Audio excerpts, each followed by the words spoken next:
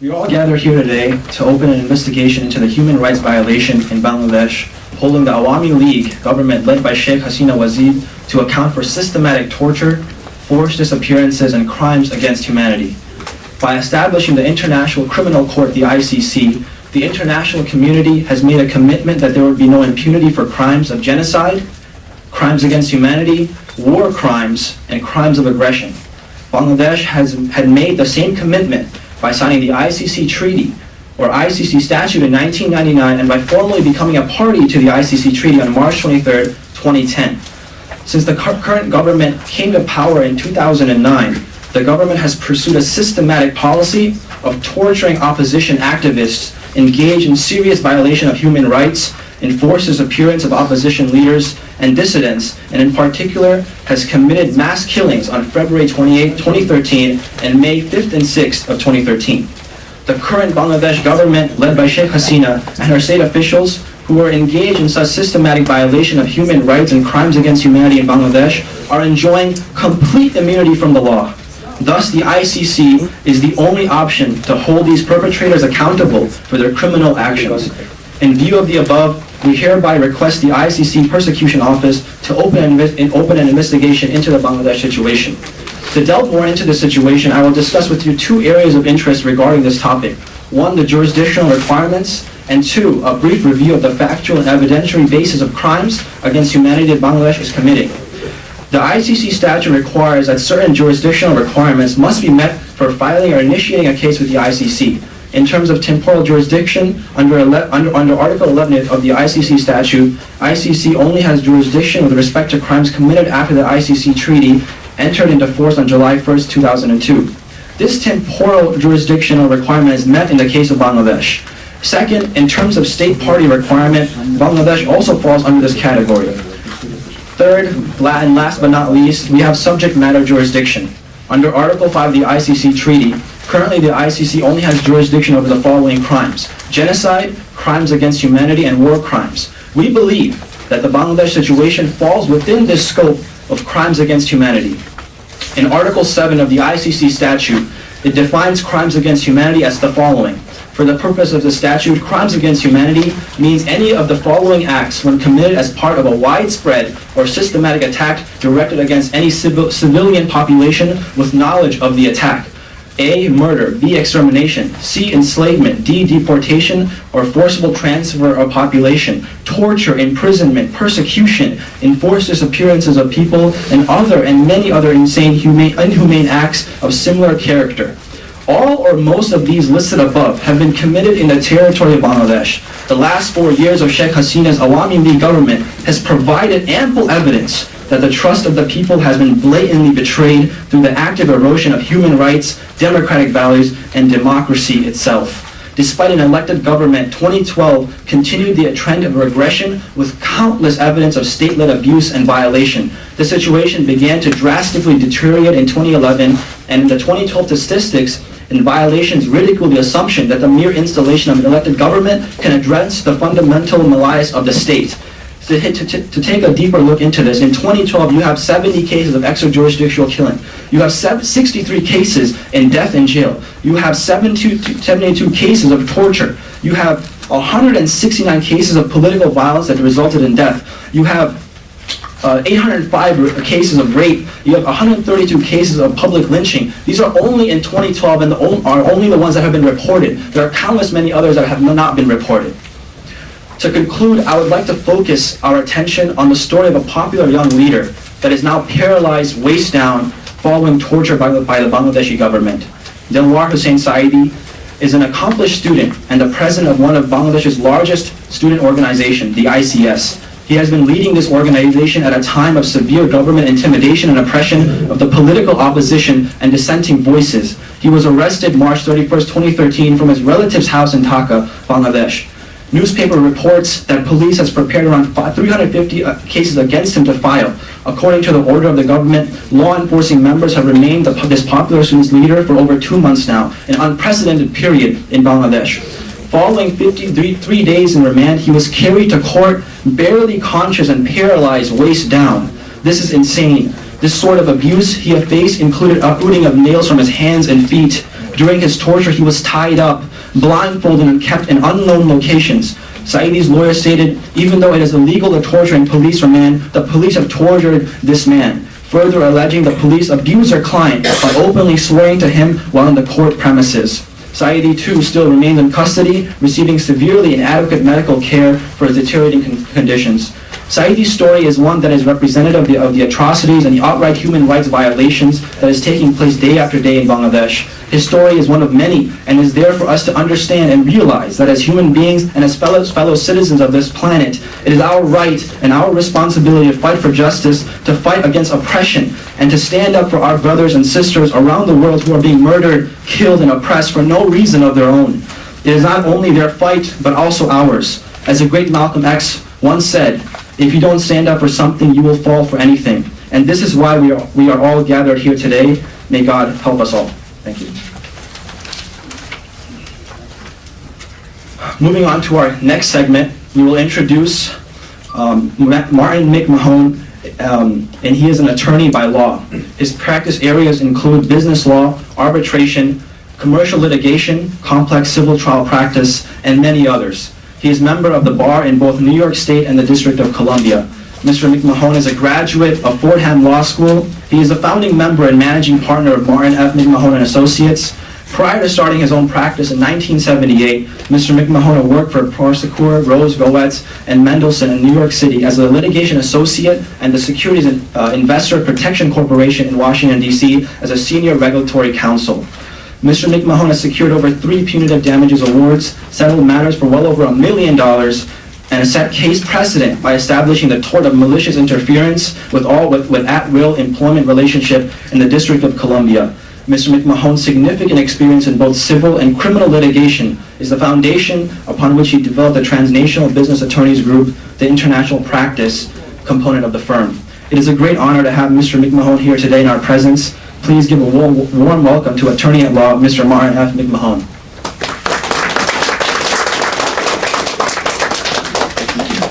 Thank you very much for those kind remarks. You know you're getting old when the first speaker is really young, you know?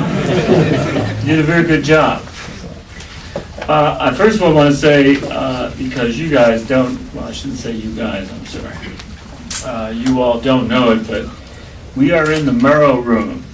And for those of you who don't know who Mr. Murrow was, it's an honor today for me to be in the Murrow Room. He was a respected journalist, and he stood up to the U.S. government and to communism. And it's only fitting, I think, therefore, that we hold this press conference in the Murrow Room. I first of all wanted to thank you all for coming. I know everybody today is galvanized by world events. Snowden, Iraq, Brazil, Turkey for the Muslim community. And it's so hard for anybody to really focus on what's going on in the world. And the problem we have as advocates for your group is to somehow alert the world that they need to have a spotlight on what's going on in Bangladesh with the massacres, the disappearances, the other items that my brother referred to. It's about time that somebody woke up as to what's going on in Bangladesh. Today we filed a criminal complaint, or a complaint, with the International Criminal Court. A lot of you may not know of the International Criminal Court, but sort of when it works, it works. It has had a somewhat checkered history, but we filed a complaint, and we had a very simple prayer for relief. That's what lawyers call when they go to a judge. This is what I'm praying for in terms of relief. We're simply asking the ICC to set up an investigation of the atrocities that have occurred in Bangladesh. And we know that we have to go to the ICC because this current government will not investigate itself. And in fact, its foreign minister, I think his name is Mr. Mooney, has basically declared that all of this stuff that we're making reference to never happened. It's consistent with repressive regimes. Also consistent with repressive regimes is attacks on journalists. You'll find on one of the handouts, I believe it's on page 18 of mine, but there were 289 attacks on journalists in Bangladesh in 2012. And that, my friends, is a firm indication of how a repressive regime is. Anyway, one of my mentors and a colleague and somebody I looked up to was Martin Luther King. And he said many years ago, it's always the right time to do the right thing. And today is the right time to do the right thing and file a criminal complaint against this monster regime headed up by Ms. Hasina. So, thank you so much for inviting me, and I will now get into certain parts of our presentation. And I warn you that when we get to the part concerning photographs, they're kind of grisly, some of these photographs. They're your brethren, perhaps your relatives, I'm not sure, who have suffered at the hands of this repressive regime. With me, I'm the managing partner, by the way, I'm sorry. I should get this advertising in. I'm the managing partner of something we call the Transnational Business Attorneys Group. It's a very well-known international group. It's so well-known that probably nobody in this room has ever heard of it, but it is well-known. With me are two colleagues, Oliver Tordell and Jameson Fox. If you have any questions, they can, whoop, we're not there yet, I think. They'll be able to answer, and I think there's going to be a follow-up Q&A, and we have some business cards, among other things. Anyway, let me get into, quote, what my speech is after those introductory remarks. And once more, thank you so much for giving me the honor and pleasure of appearing in the Merrill room. You guys, well, I'm sorry, the audience has no idea what Mr. Merrill meant to me. He used to be with CBS, and our law firm a long time ago represented CBS. And he was quite a journalist. Anyway, friends, members of the media, Bangladesh community members and others, I want to brief you on the criminal complaint that we have filed today. The international community established the ICC back in 1999 to ensure that there would be no impunity for crimes of genocide, crimes against humanity. Bangladesh had made the same commitment by signing the ICC treaty in 1999. There is something called the Rome Treaty, and if you don't sign it, you can't be brought to justice in the International Criminal Court. But fortunately, Bangladesh did sign on to the ICC. And as remarks from their ambassador reveal, Ambassador, Permanent Representative of Bangladesh, Mr. Momin, Bangladesh expresses its unequivocal, that's kind of an important adjective, unequivocal. That means, hey man, this is it. We believe in this stuff. International criminal justice, the evolving system going on. From now, they will have to think that a permanent tribunal is now in existence that is capable of bringing the perpetrators of the world's most heinous crimes to justice. The days of reckless decision making and gross violations of human rights are now over. Of course, we know that was complete nonsense. These gross violations are not over, and especially in the last 6 months or so, they've been exacerbated with mass killings, detentions. And by the way, I'm sad to say this, that without the active complicity of the judiciary and various police departments who are acting like Gestapo units from Germany, this wouldn't have been allowed to happen. So you've got problems in Bangladesh. We share the sentiments of the ambassador and feel that the Hasina government must be held accountable for the reckless violations that we will get into. Now, a question that I'm sure is burning on your mind is, why do we seek justice from the ICC? First, we strongly believe there is a gross human rights violation. That's kind of obvious. If you believe Amnesty International, if you believe the Human Rights Watch, if you semi-believe Al Jazeera, there's ample evidence, and also based upon the local NGO unit that exists in Bangladesh, there's ample evidence that in the last 6 or 7 months there's been these atrocities committed, and they're not going to go away. Second, we present evidence to support and establish the fact that since the current government came to power, it has pursued a systematic policy of torturing opposition activists. It's very important when you decide to repress your citizenry. What you do is focus on the leadership. And what they did, smart government that they are, Hasina, she locked up and basically murdered, I think, a very famous cleric, a student leader, and an editor. The fourth estate, journalism, very important. If you want to go out and seize the power in a country, get rid of the journalists. I think Shakespeare has said it next best. The first thing you do is kill all the lawyers. But anyway, third, the current Bangladesh government, led by Sheikh Hasina and her state officials, are enjoying complete immunity from the law. The institutions of accountability are completely broken in Bangladesh. I guess we don't have to tell you that. Everyone knows that terrible tragedy with the building collapsed. I understand that the gentleman in charge of that was bribed. So it's certainly a reflection of how broken down government is in Bangladesh. Finally, Bangladesh, as I said, is a party to the ICC since 2010. What's important about the 2010 figure is that since they are a party as of 2010, anything that happens after 2010, we can file a complaint for in the ICC, and the government has to sort of respond. One of the next things I'd like to do is sort of go over the crimes that were committed by the Hasina government. And these crimes, we believe, serve as an adequate basis for invoking the jurisdiction of the ICC. You have to be very careful when you go to court. Unfortunately, I've gone to court for some 35 years, but you have to be very careful that this court has the jurisdiction to address your issues.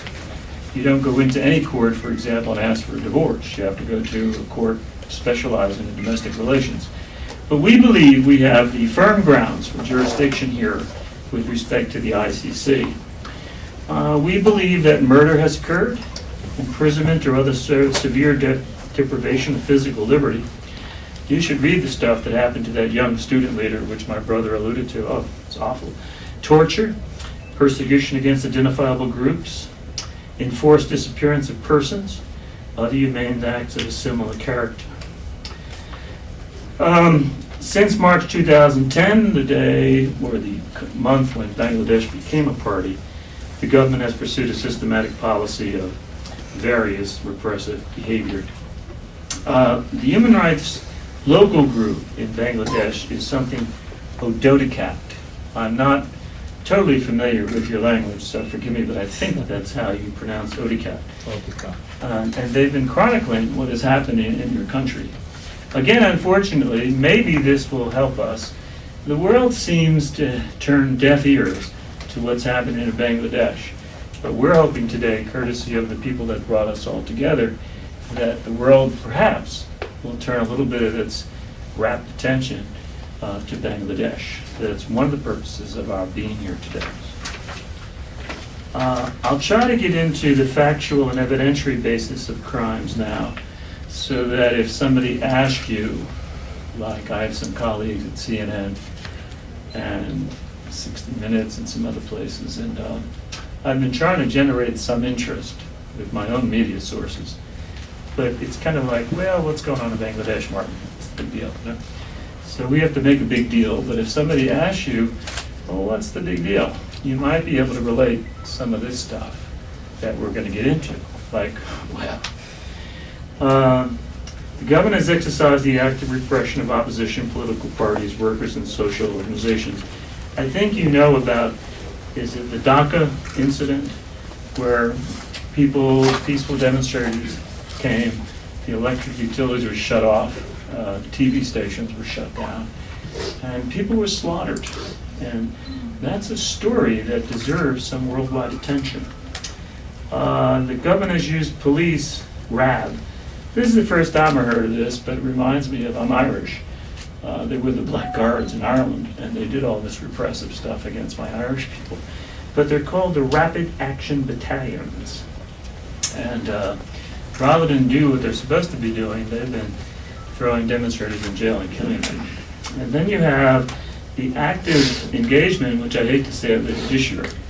Without the judiciary, none of this stuff could happen because the young student leader who did nothing wrong, in fact, one of the people that came to witness for him was thrown in some vehicle and disappeared and has now been located, I think, in India. But he was there to testify to the fact that the young student leader was just demonstrating, that's all. He has differing political position. But the judiciary refused him bail. They have a policy over there of retention. And retention is a nice word for saying, you're to stay in jail because we don't like what you're saying. So they stay in jail, there's no bail, and all of a sudden the guy loses his left leg or something through gangrene poisoning, whatever. But what they did to that young student man, I wish somebody would print up some T-shirts. I think he deserves that. There's abductions, extrajudicial killings, torture is rampant, repression of the media, the arrest and torture of dissenting news editor Mahmoud Rahman. We have some pictures here, and one of them is Mahmoud Rahman. And he's an editor, and I guess he's influential. But a government, as I said, who's interested in repressing their people will basically go after the fourth estate, journalists. And apparently this man, this editor, Mahmoud Rahman, was instrumental in publishing editorials criticizing the government. And for that, the man is near death. Is he dead? Not yet. Not yet, my God.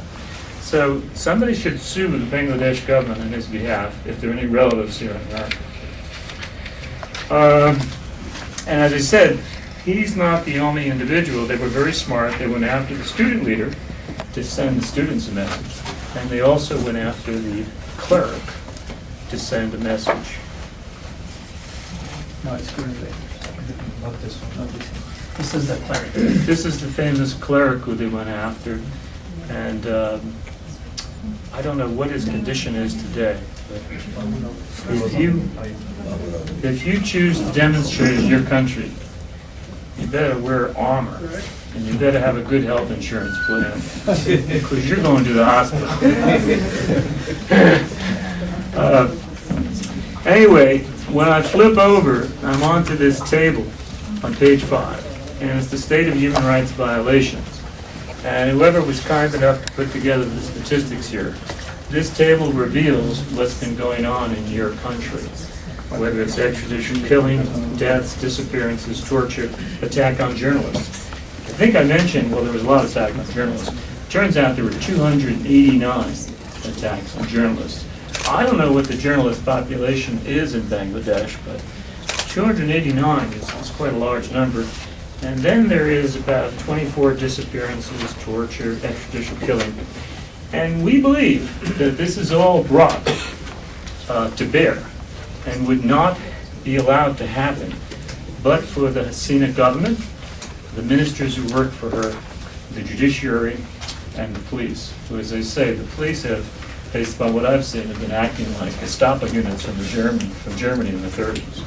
So this table is very helpful in terms of putting together, and this was by Adhikar, the local NGO for the Human Rights Watch.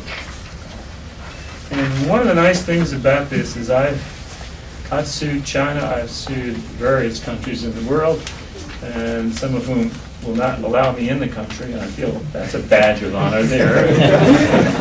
I don't know whether Bangladesh will do this, but they always have these problems, these countries, and they engage in various stuff. This is torture.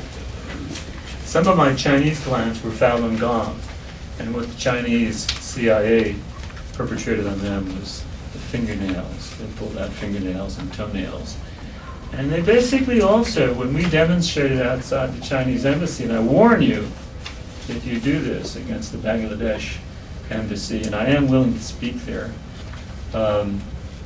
you gotta watch out, because the Chinese CIA went around and took pictures of all the demonstrators, and then sent the pictures back to mainland China, and the CIA in China, and the local FBI in China, much like your rapid development group here, they went after the relatives of the demonstrators here in Washington. So I warn you, if you show up at the Bangladesh embassy, you know what? Wear a mask. But anyway, torture is something that they have engaged in, and there is a statement from the Asian Human Rights Committee about the endless practice of torture, practiced with humanity, has created a fierce psychosis in the society in Bangladesh. People have lost their faith in the criminal justice mechanism. And it is terrible once you lose your faith in the criminal justice system. You feel, I've been arrested, I'm in jail. You know what? I'm either going to go out of jail in a pine box because they'll murder me, but I certainly am not going to expect any justice. And that's a terrible thing for a lawyer to say. It's downright outrageous. There seems to be a notion, a premise among law enforcement agents and policymakers in the country that torture is an effective tool for investigation.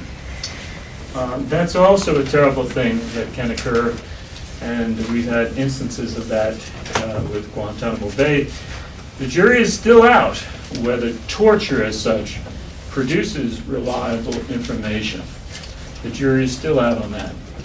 But in any case, Bangladesh has 629 police stations, and I'd say each one is akin to like a little Gestapo headquarters. And they take their jobs very seriously. But the problem they have is that when they go out and take an oath, and I bet you if you read the oath these police officers took, you'll see that they're supposed to uphold justice. It didn't say, and by the way, we'll throw all the Muslims in jail, or we'll throw all the opposition party activists in jail. So I think these police officers have forgotten who they're supposed to serve. They're supposed to serve the relatives and family members of you guys here. Excuse me on the guys reference, I keep saying that. So even if it is assumed that only a single person per day is tortured in the country, per the 629 police stations, an alarming number of 229,000 persons are being tortured every year. I don't know what that works out to as a percentage of the population of Bangladesh, but 229,000 individuals, boy, that's a lot. The police is not the only state agency that routinely practices torture. We have these paramilitary forces like the Rapid Action Battalion, the Armed Forces, the Border Security Forces, the intelligence agencies. And I understand the Border Security Forces is supposed to maintain the integrity of borders. I don't know what they're doing, beating up on demonstrators, but that's another thing I think that should be in some kind of lawsuit someday. There is the Directorate General of Forces Intelligence, DGFI, and then there is the Task Force for Interrogation, or the TFI. So there's a lot of torture going on in your country. I'm not sure we can totally address it, but as I say, this is an attempt, maybe the first step, according to that Chinese proverb, the first step of many. But you start off with trying to alert the world to what's going on in Bangladesh. So if any of you have ideas about how we can communicate with certain media sources, and as I say, I'm asking to be invited to some media colleagues to explain Bangladesh with the premise that I thought I stayed on top of things, but I really have been educated by the leaders in this office, in this group here, about what's been going on in Bangladesh. So we have talked about Mahmoudar Rahman, the detained and tortured editor. We showed him a picture. We've gotten into the popular cleric, Babunagadi. I don't know if I'm pronouncing that correct. Forgive me if I didn't. And then we come to the poor student leader, the Hussein Saidi, which my colleague referred to. You see, this is what the problem is in Bangladesh. Before you demonstrate, you can walk on your own. You can not have a smile on your face, but at least you can demonstrate that you're alive and well. And then maybe 3 weeks later, you're coming out of the hospital and you're, whatever, in custody. And your, what is it, the knees are broken? I forget. It's obvious somebody did something to this young man, and it's further obvious that the only thing he did really was demonstrate. God bless him, he's a young student leader, and he's now somewhere in India, maybe afraid to ever show up in Bangladesh again because probably he'll be murdered. Like I said, the government knew what it was doing. Go after student leaders, see Turkey. Go after editors, see America, repressive journalism. And go after clerics who are popular because you have a largely, if not totally, Muslim country. So the clerics are important people. And the government knew that go after the clerics, especially those clerics who have the nerve to protest our regime. There have been forced disappearances in Bangladesh. One of your colleagues was kind enough to reference the fact that it's called Goom. I don't know. That's the way it is. It is. You know that.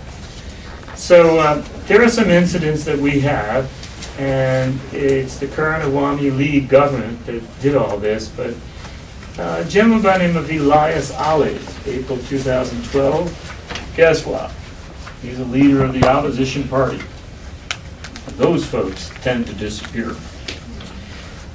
Amina Islam, prominent labor rights advocate. That's another group you go after. If there's a union movement or a labor rights movement in your country, go after them.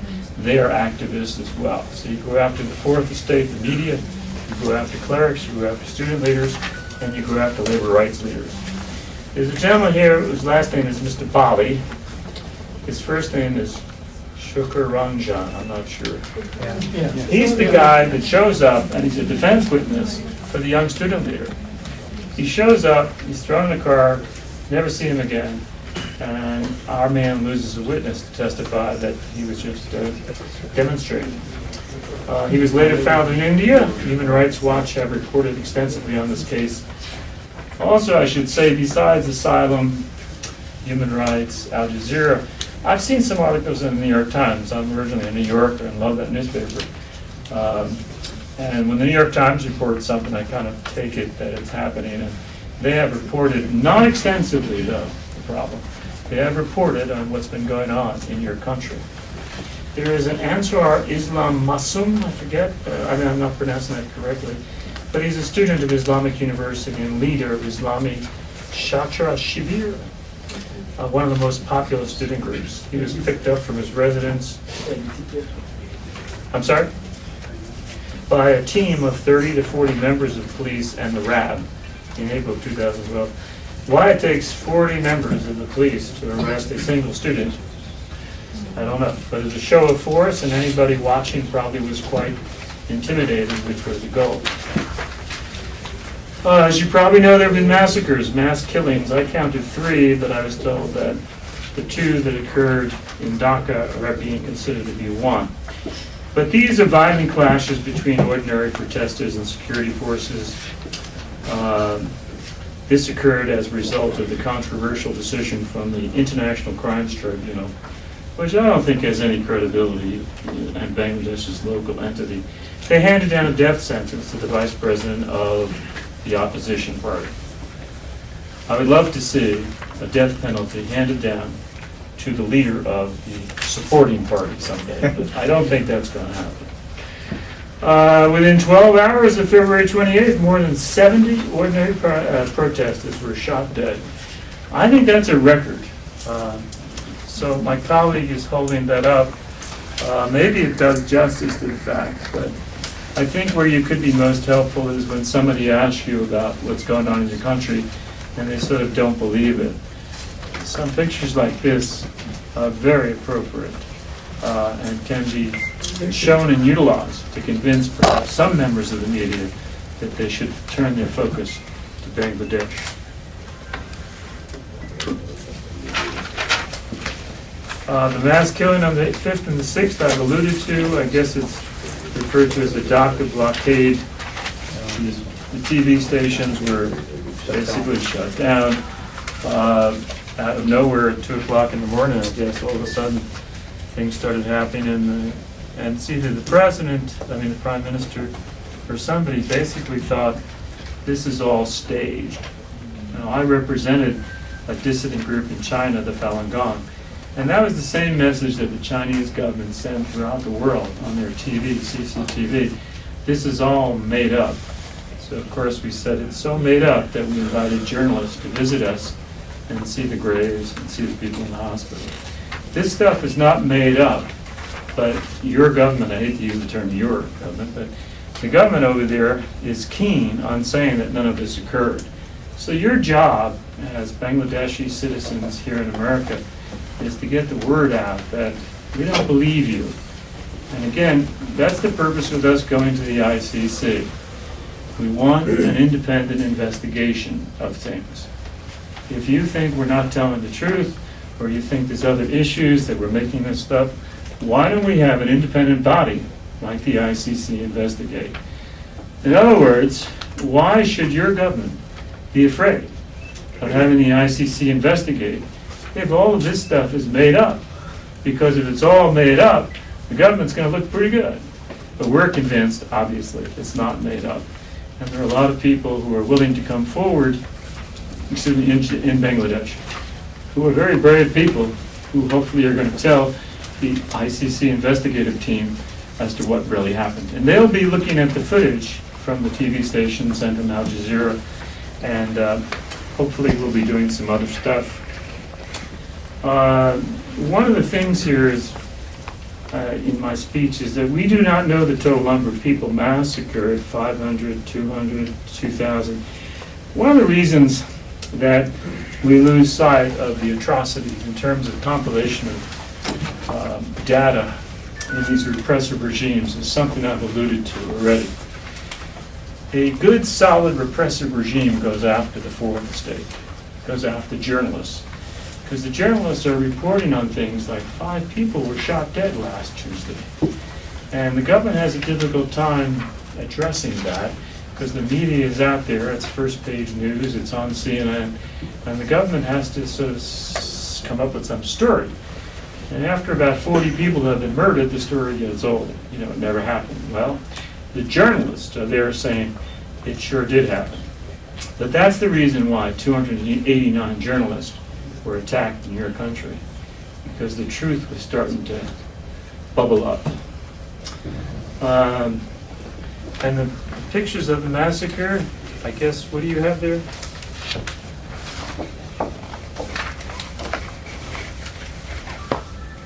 Yeah, lots of people were just left in the street, which is hard to believe. But that's the level of brutality that the current government sunk to or adapted. And there's lots of other pictures like that too.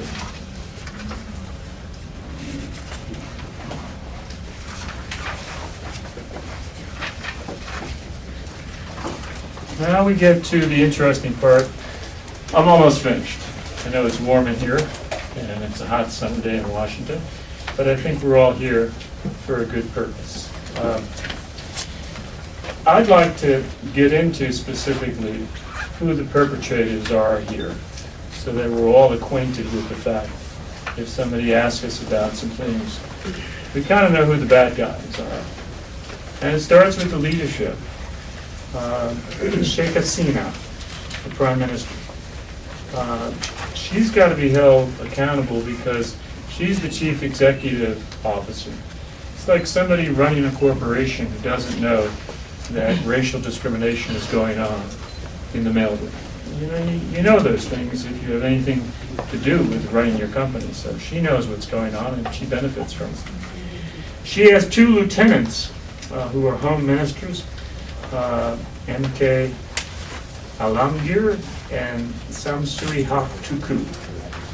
These 2 I would refer to as henchmen, and they do her bidding. And no doubt they've been promised some things if they can bring about mass atrocity and other repressive tactics of the regime. You also have Hassan Mahmoud Kandakar. You have a gentleman by the name of Mr. Rahman. His first name is Maklusur, I think. He's with the Rapid Action Battalion. And again, if he's heading up the Rapid Action Battalion, none of this stuff can take place with all these folks going around and doing what they're doing without the head of this little group knowing about it. And then you have somebody from Bangladesh Border Guards, Aziz Ahmed, and the same thing. Aziz Ahmed has taken aside young police officers or whatever, security officers, and they think they're doing the right thing, and he's telling them, go out there and attack those demonstrators. You know? We also have some police individuals. There's Benazir Ahmed. Yes, the most Huh? Why is he the most corrupt? He's more culprit, biggest culprit. Yeah? Well, why don't we sue him? You laugh, but there's a joke, you know. What's that joke? Well, I'll get it. It's about lawyers, how much justice costs. There's another police individual who we should go after, Pradeep Kumar. He's at the Bangladesh police station. There are other police individuals. There's Mehdi Hassan. Is he a bad character? Dangerous. Huh? Very dangerous. Very dangerous. You know what the Chinese government did to me? I was on the metro, and they knew I was giving a speech, much like today for you guys. Now I'm on the metro, we're pulling into the Woodley Park station where the old Chinese embassy is.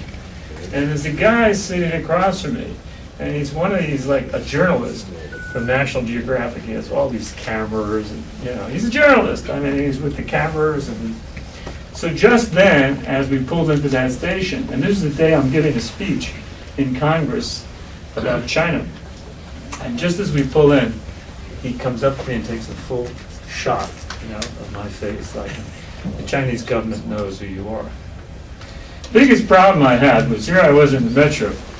You have all these people looking at you, like, is this a commercial? What's going on here? So I was kind of semi-embarrassed. I didn't know what to do. I eventually left. But the Chinese government was sending a message. And I don't know if they're going to send me a message for attending today. But if you have relatives over in Bangladesh, just be very careful. Because if this repressive regime in Bangladesh is anything like the Chinese government or the Mexican government, who we've also sued, there are going to be repressive tactics from whatever the CIA group is in Bangladesh. I don't know what that is. Then we have Harun-ur-Rashid. He's with the DMP. And again, the police couldn't be doing what they're doing without an implicit or explicit direction from the political leadership. No question about it. I guess I want to reiterate who the direct participants for the police are, because this may go out into the internet world. Mr. Saludin, Mr. Moshe Rahman, Mr. Khalilur Rahman, Abdul Latif, Ashik, Sub-Inspector Karfu, and Rafiqul Islam, Yosi Jatrabari.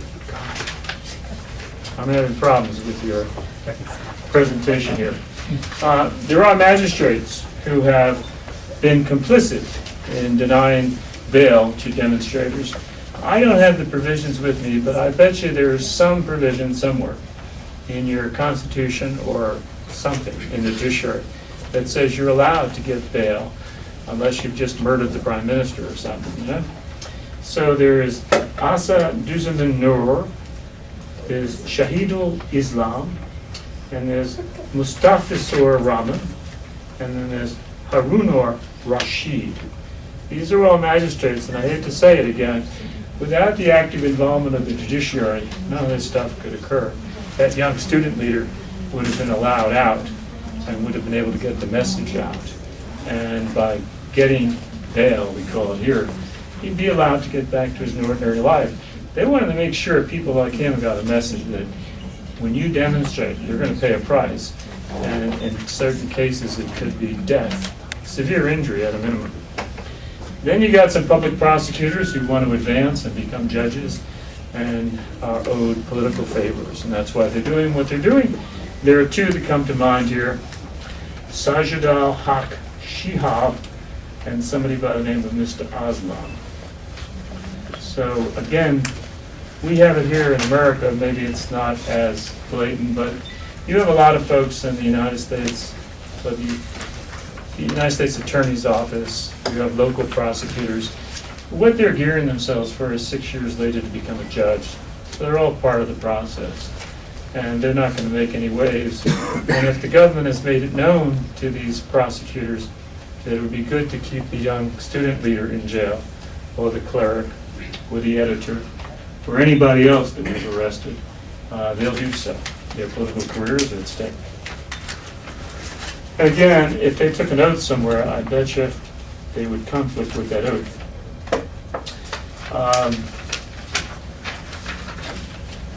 I wanted to say in my concluding remarks that we have abundant evidence, whether it's the international asylum groups, the human rights group, Al Jazeera, the New York Times, whatever. There's abundant evidence about the repressive tactics that this regime is engaged in. And we know that, and we have it, and people can see it. Your job, or like my job as an advocate, is to somehow get the attention of people in power, especially in media, and say, you know, there's a story in Bangladesh. Now, I spend a lot of time with 60 Minutes. I'll tell you what happens in 60 Minutes. You go down to the wire with your story, and they call up and say, hey, your story didn't make it. Because they have so many stories.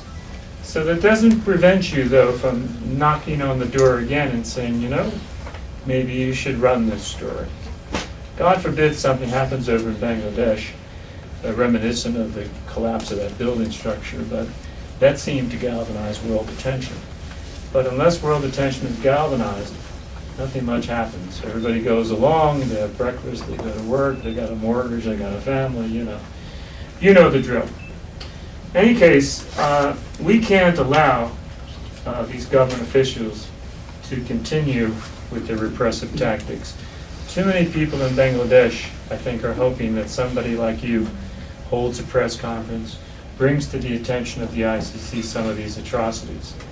And it's obvious what we're up against. The foreign minister, I believe his name is Mr. Mooney, was already on record as saying that, I'm sorry? Oh, Miss Mooney, sorry. Miss Mooney. She's already on record saying that none of this happened. So that's the first point that repressive government does, after killing off journalists and things, is engaged in denial tactics. Like this is a figment of the imagination of all those young Bangladeshis who are demonstrating. All this stuff was made up. So you've got a big challenge ahead of you in terms of educating media folks about this is what's going on in my country. I do believe this is the first step that we're going to take. And again, I'm very honored to represent, or to try to bring to the attention of the ICC what is happening in your great country.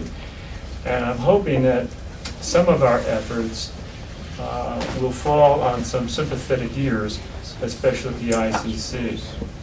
I don't know what's going to happen down the road, but I think we're going to do some more of these presentations. So I wanted to thank all of you for coming. I know you're students, you got families, you got jobs, you got things to do, better things to do than to listen to a lawyer, for sure. So with that, I believe what the Foreign Minister said, oh yeah, the Foreign Minister, Ms. Mooney, has stated, for the record, so there's no question about it, she has stated that there would be no investigation since the Hasina government believes that nothing has happened. So I'd like her to take a look at that table, and I'd like somebody to do an interview of her about the alleged atrocities. CNN has a very good person who confronts people. And I had told them that, you know, if you want a challenge, I've got something for you, which is called the Bangladeshi situation. And if you can get an audience with the Prime Minister, it'd be great to pin her down on what has been happening in the country. Now, I don't know whether any of that stuff is going to work, but if you don't keep knocking on doors, no doors are going to open up.